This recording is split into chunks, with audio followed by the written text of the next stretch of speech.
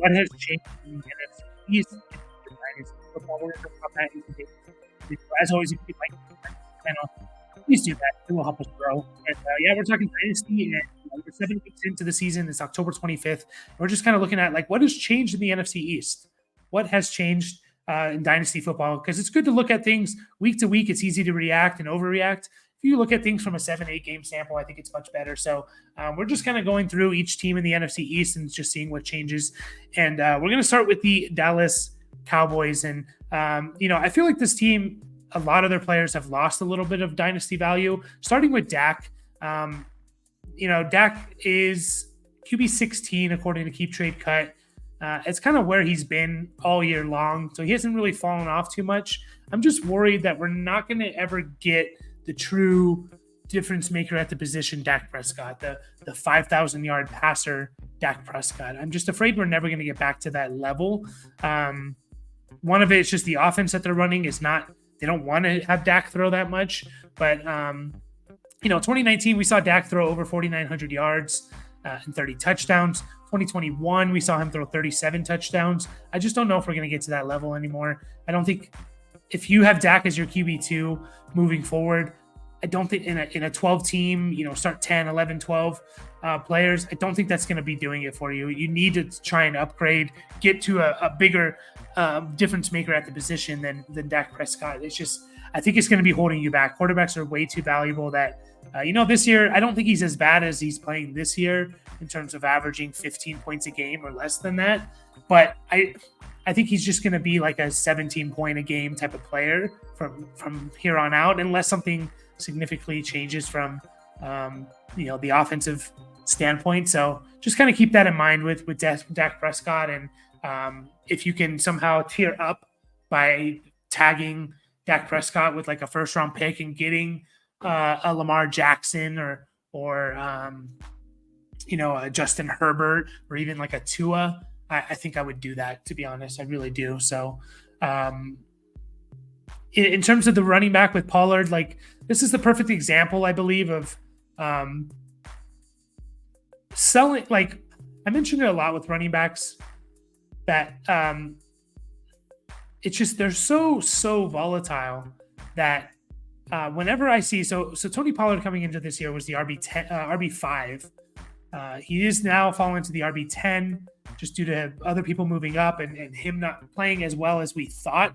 Now, I don't think it's necessarily his fault. I think he's a really good player. I think it's more the offense he's in. But the fact of the matter is he's RB16 this year. He's averaging 13.2 points a game, which is good. You're fine with it, but it's not a true difference maker. And my point is, with these running backs, when you get these running backs like a Tony Pollard situation where they get up to that top 5 type of running back status, it might be a good time to sell them. And what I mean that by, in order to stay relevant, you have to be able in Dynasty football in order to get value for guys when you can. And if you're still trying to compete that year, you have to find a way to get value and try and compete at the same time. So what can you do with a guy like Tony Pollard? If someone was willing to give you a first-round pick and David Montgomery for Tony Pollard, you could take that and you'd be sitting pretty. Not only are you getting more points from Montgomery, but you got a first-round pick. And even if Montgomery was not playing as good as he was, let's just say Montgomery was the RB24, I'd still take that deal. If Pollard is averaging 1.5 points more than Montgomery this year, let's just say, but you still got a first-round pick. The difference between the points per game and that first-round pick, I'm taking the first-round pick. So running backs are way too volatile. We see it every year where guys we don't expect finish in the top 12. Look at this year. Guys in the top 12 that no one expected to be there. Raheem Mostert, Kyron Williams, Zach Moss, Devin Achane, DeAndre Swift, Isaiah Pacheco. I think we maybe liked those guys. I don't think any of us thought they were going to be top 10 guys. Brian Robinson, David Montgomery even. Like, I liked him. I didn't think he would be necessarily a top 12 guy. I thought maybe top 15. So there's 3 guys for sure in Christian McCaffrey, Travis Etienne, and Kenneth Walker that I think most people wouldn't be shocked that they were in the top 12, right? All the other guys, I think, were pretty surprised. I think we're really, really surprised. So the fact of the matter is when you get these running backs and they're at their peak value, which I think maybe Tony Pollard has hit, because just think about it. He's on a 1-year contract. If this guy gets a knee injury, his value plummets. He has no contract next year. We don't know where he's going. He's going to be coming off a major injury. And at this point, if that were to happen, we've seen one elite season from him, which was last year as RB7, right? So he'll be 27 years old. We've seen one elite season from him. We don't even know what team he's going to be on. He's coming off a major injury. His value plummets. You have to capitalize on these. And if you're still trying to compete, then fine. Get a piece in return that you can plug into running back. And when it's October 25th, find a running back that you can trade for, a Travis Etienne, and to complete your running back room. So just the strategy with running backs that I think we should all be approaching. The wide receiver position, CeeDee Lamb, it is disappointing to see, and I don't think it's his fault again. He's still he's fallen from wide receiver 3 to wide receiver 6, and you can't really argue that. A.J. Brown, Amon-Ra St. Brown, and Tyreek Hill moved above him. You're not going to argue that at all. I'm just worried, I believe in the talent, and I think he's a really, really good player. They just don't target him as much as CeeDee Lamb should be getting double-digit targets almost every single game. He's had double-digit targets once this year with 13. All the other games was 7 or lower. You look at the top guys. I'm going to go to A.J. Brown and check his stats right now. A.J. Brown has had double-digit targets once, twice, 3, 4 of the 7 games. And then he's had 2 other games with 8 and 9 targets. That's what CeeDee Lamb should be getting. He's had 15, 13, 14, 10, right? You look at Justin Jefferson when he was playing. He had 3 straight games with double-digit targets. And then one game he left early. He still had 6, the Kansas City game. And then the other game he didn't have double-digit targets. He had 9. So he was almost there, right?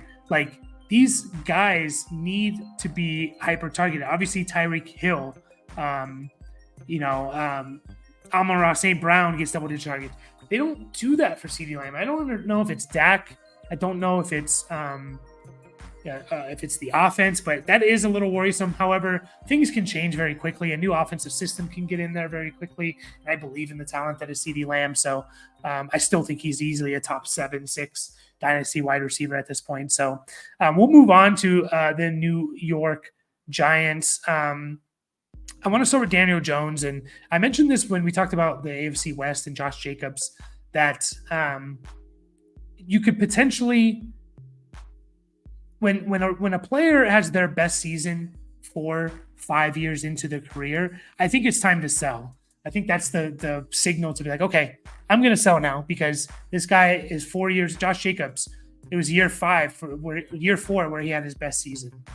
That was probably his highest value ever. Daniel Jones is another one of those. He was cute. He was the top 15 QB coming in the year. He's the top 24 QB now, QB 24. And I think that's just going to continue to fall. I was just never a Daniel Jones believer. His best year, again, came 4 years into his career. And it wasn't even an amazing year. It was more his rushing than anything. He's never shown that he can be a gifted passer. And the fact of the matter is we love rushing quarterbacks.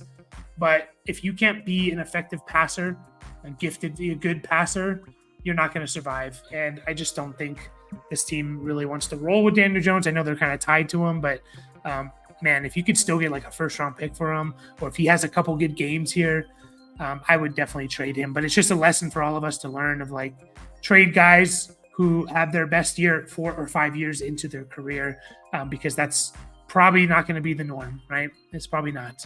Of course, there's exceptions, but it's just not. And yeah, not too much else has changed with this team. Saquon Barkley, he's a running back, and again, if at this point, if you have him, you're probably just going to write him out if you're competing at least. Obviously, if you're rebuilding, you can trade him and get probably good value.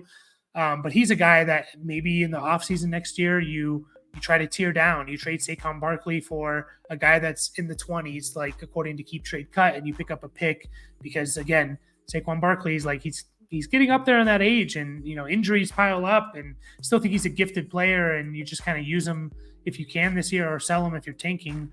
But yeah, not much has changed with Saquon Barkley. Not much has changed with these receivers at all. There's just nothing super exciting about the New York Giants, So the big one is Daniel Jones, and just a lesson learned for all of us of sell players when they have their best season 4 or 5 years into their career, because it's just a little strange that, especially if it's a running back, but a little strange that it would take that long. So, yeah. And then moving on to the Eagles, again, like what's changed here? AJ Brown is awesome. I guess DeAndre Swift is someone that's probably risen quite a lot. So we'll spend some time on him. Yeah, he's risen pre-season. He fell off to the RB 42. Wow. And now he's an RB 16. This is another perfect example of like, don't get the value for Tony Pollard. Get the value for Joe Mixon. Get the value for Saquon Barkley while you can, and find these bargains, man. What could you have traded DeAndre Swift for as the RB 40? A third-round pick? You could have gotten DeAndre Swift for a third-round pick, and look where you're sitting now.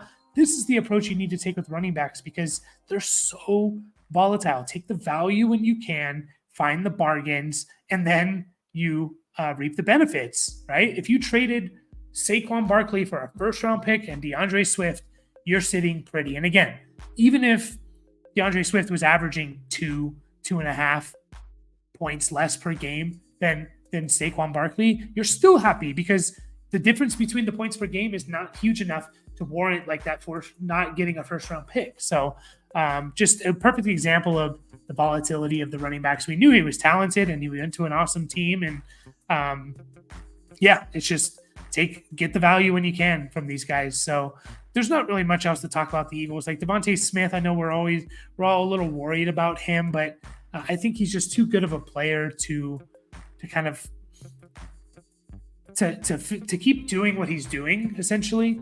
If you want to get off of him, I wouldn't blame you. If you want to make a lateral, make a move to like a Brandon Ayuk or a Drake London, if someone wants to make that move, if you want to tag a third round pick with Smith to get Drake London or something, or that's fine. If you want to get some value for him, he's still listed as like a wide receiver 13, but I still think he's going to have more good games than not.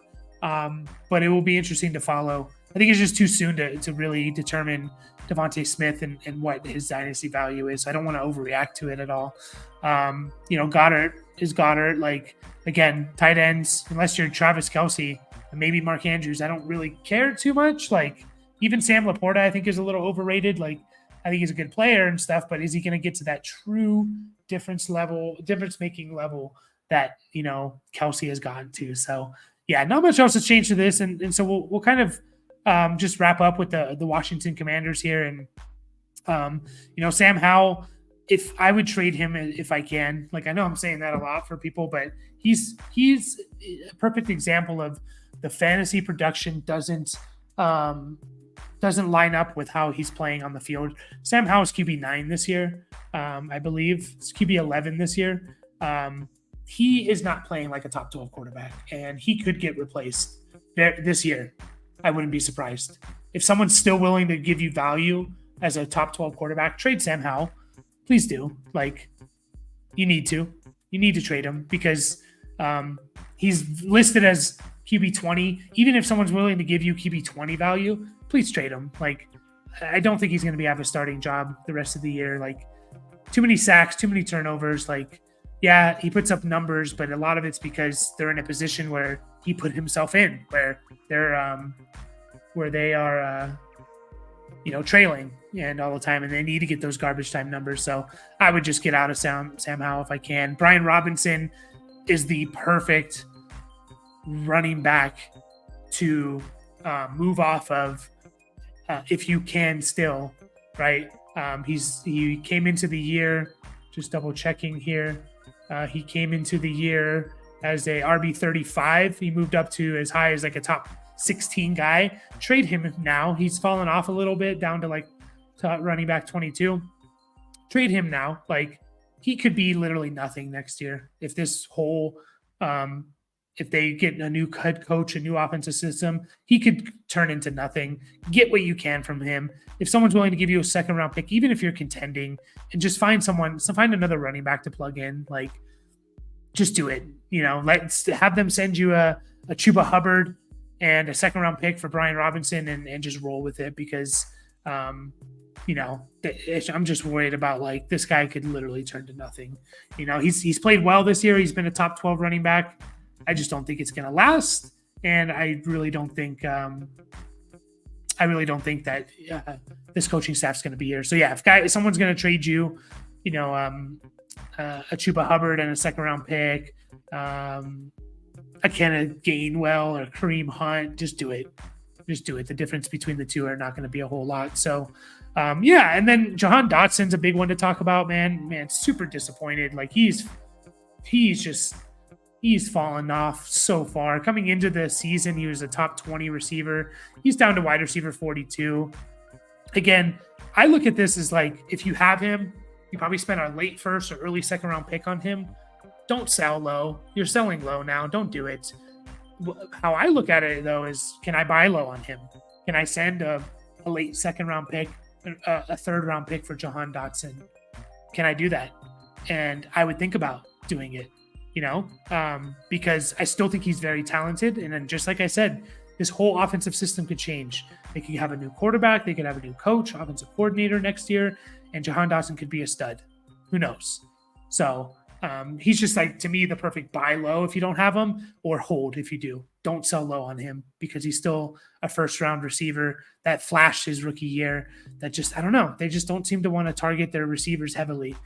Terry McLaurin's still doing fine, but even him, like, he's not getting hyper targeted. It's not, you would hope it all went through McLaurin and Dotson, and it's just not happening. McLaurin's wide receiver 27 on the year. I don't even know how many games that he's had double-digit targets this year, and just double-checking. He's had 2 games with double-digit targets, 1 with 9. So they're just not really hyper-targeting. I thought 45% of the targets were going to go to these 2 players, and it's just not happening. So I would buy low on him or hold. Other than that, there's not much to talk about. Antonio Gibson is kind of nothing at this point. And not much to talk about with the other receivers or anything. So we're just going to wrap it up there, guys. Appreciate it. That was kind of just a quick little look at the NFC East, what's changed, what hasn't in Dynasty, and we'll be back looking at the South Division. So as always, like and subscribe. Catch you guys all next time.